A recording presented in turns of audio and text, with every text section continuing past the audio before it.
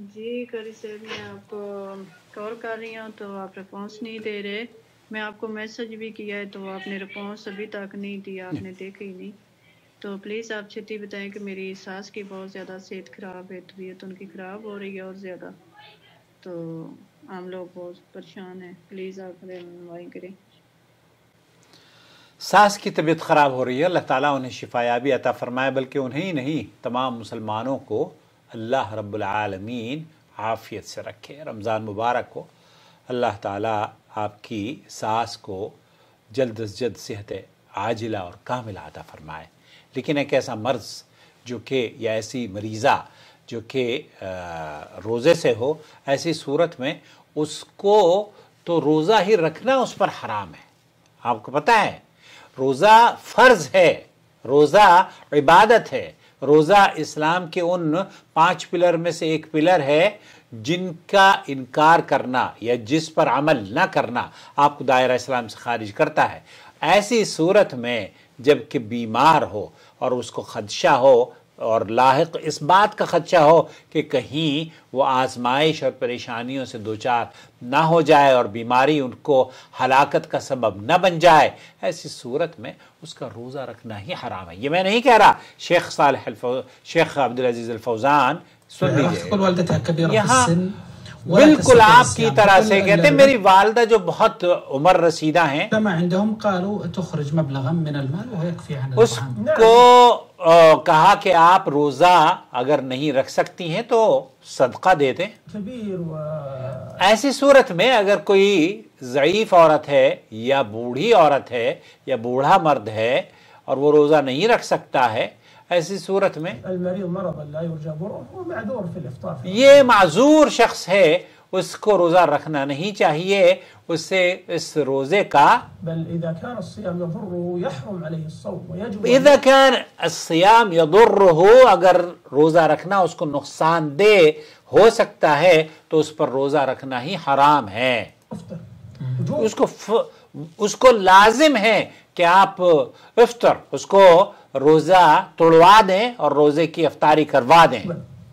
حرام علیہ، آپ اس عورت ساس کے اوپر اگر وہ اس حالت میں ہے جو اسے آپ بیان کر رہی ہیں تو اس کے اوپر روزہ فرض نہیں ہے، وہ روزہ بعد میں رکھے گی جب صحت یاب ہو جائے گی. لیکن انہو اذا کان اگر وہ عقل اس کی کام کر رہی ہے، لم يزل عقله بالتخريف، ففي هذه الحال يلزمه أن يطعم عن كل يوم. ایسی بوڑھی عورتیں، ایسے مریض جن کی صحت یا جن کی عقل بالکل ٹھیک ٹھاک ہیں، اللہ تعالیٰ ہماری عقلوں کو ٹھیک ٹھاک رکھے اور ہمیں صحت یابی تا حیات رکھے اور عافیت سے نوازے مجھے بھی اور آپ کو بھی. تو ایسی صورت میں اس شخص کا جو کہ بیمار ہے اور صحت یابی کا امکان ممکن نہیں ہے تو اس کو ایک مسکین، ایک آدمی کو کھانا کھلانا چاہیے. یہ اللہ تعالیٰ نے اس کا حکم دیا ہے.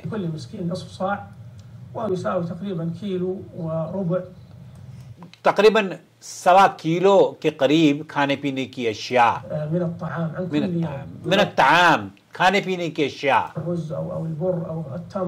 جو بھی آپ کھانا دیں. بہت سارے اہل علم نے، مصر کے کچھ علماء ہمارے ہاں میں نے دیکھا، انہوں نے کہا کہ آپ پیسے بھی دے سکتے ہیں، لیکن افضل یہ ہے کیونکہ اللہ رب العالمین نے اس کا حکم دیا ہے کہ آپ کھانا کھلائیں.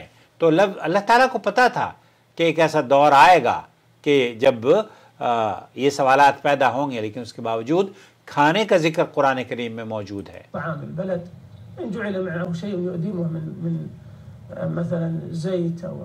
اگر اس میں آپ جو بھی بہتر کھانا دے سکتے ہیں، کیلو و ربع.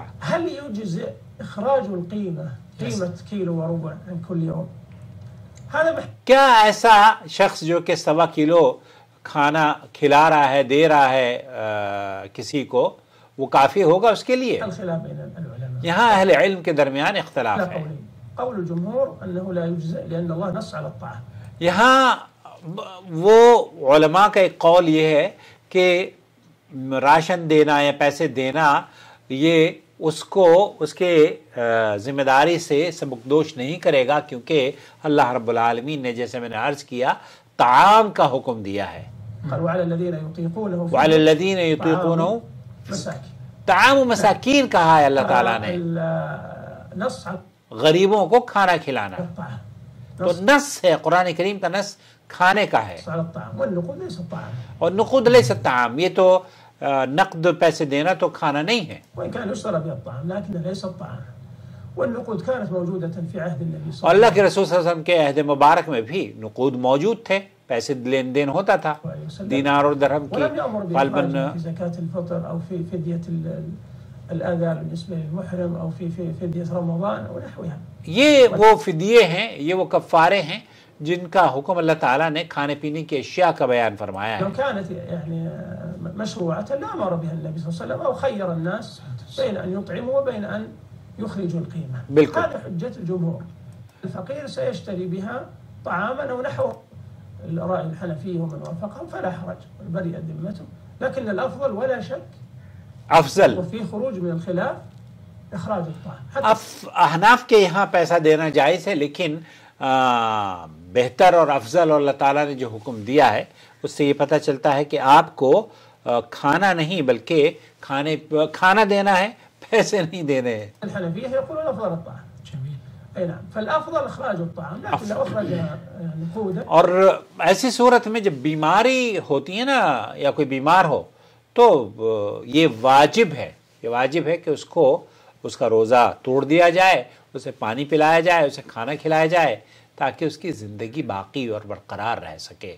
بلکہ شیخ عبدالعزیز الفوزان یہ فرما رہے ہیں وقال في حق ذاك الرجل الذي صام في اس شخص کے بارے میں جس نے روزہ رکھا سفر وأغمي عليه، اور وہ مسافر تھا اور سفر کی مشقت برداشت نہ کر سکا، اسے چکر آنے شروع ہو گئے، کمزور ہو گیا. عليه الصلاة والسلام لما رآه قد آپ علیہ الصلوۃ والسلام نے دیکھا کہ لوگوں نے اسے گھیرا ہوا ہے اور چاروں طرف لوگ اس کے کھڑے ہوئے ہیں. عليه واجتمع عليه الناس قال ما هذا؟ قالوا آپ علیہ الصلوۃ والسلام نے پوچھا کہ اس کو کیا ہوا؟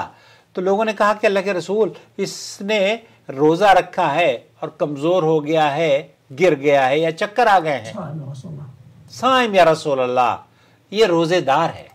قال ليس من البر الصيام في السفر. لیس من البر، آپ یہ نیکی کا کام نہیں ہے سفر میں روزہ رکھنا.